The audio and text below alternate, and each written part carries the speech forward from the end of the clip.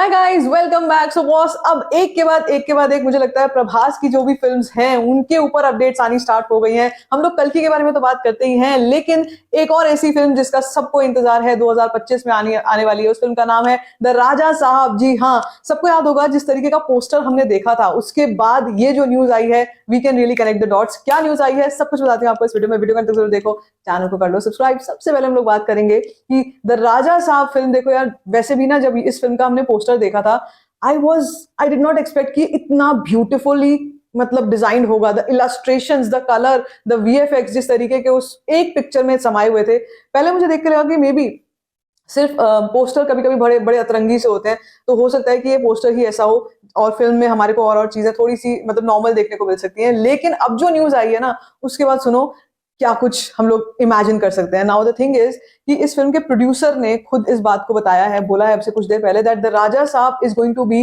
A visual wonder.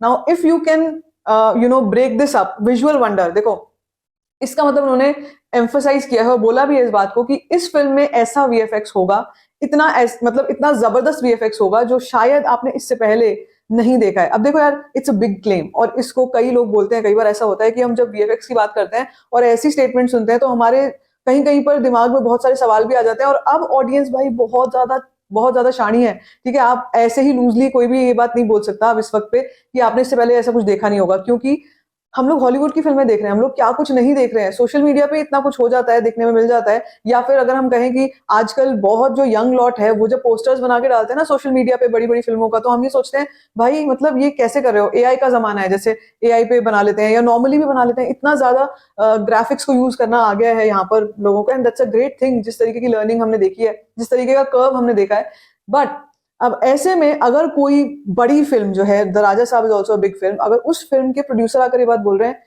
it will be a visual wonder, तो just imagine the kind of canvas they will be having. अभी जैसे हम लोग राजा साहब के पोस्टर की भी अगर हम बात करते हैं, तो वहां से अब आप सोच सकते हो कि इसका मतलब जो हमने पोस्टर में देखा है, जिस तरीके के हम कलर इफेक्ट्स देख रहे हैं या प्रभास को एक बिल्कुल मतलब अतरंगी रंगीले अंदाज में देख रहे हैं, वो हमारे को फिल्म में भी ऐसे ही दिखने वाला है और फिल्म में उससे कई गुना ज्यादा दिखने वाला है। देखो, it will be a refreshing change. अगर आप मुझसे पूछो, हमने यूजुअली मेनली प्रभास को पसंद किया है, ज्यादा से ज्यादा जितना भी पसंद किया है, जितना भी देखा है, that's more of rugged roles और बिल्कुल मतलब सीरियस वाले और बिल्कुल ऐसे, लेकिन या एक्शन वाले। लेकिन जब मैंने राजा साहब का पोस्टर देखा था तो मुझे लग रहा था, मैंने सोचा कि यार ये कोई डिफरेंट काइंड ऑफ प्रभास यहाँ पर देखने को मिलने वाले, क्योंकि मैंने इससे पहले इतने जैसे जिस तरीके से वो अपने लुंगी में है और जिस तरीके का वो उनका वो पोज भी है, वो देख करके लग रहा था कि यार मतलब this is different, I haven't seen this Prabhas before, so I want to see it. So अब खुशी मुझे इस बात की है कि जितना ब्यूटीफुल वो पोस्टर था, उससे कहीं गुना ज्यादा विजुअली खूबसूरत वो फिल्म होने वाली है। और द राजा साहब का जो कह लो कि जिस तरीके की अगर हम हमारे दिमाग में कोई थीम आती भी है तो आती ही ऐसी है कि अगर आप उसमें बहुत ज्यादा कलर इफेक्ट्स और बहुत ज्यादा विजुअल वंडर वाली बात करते हो तो बिल्कुल सही जमेगा, बिल्कुल सही बैठेगा।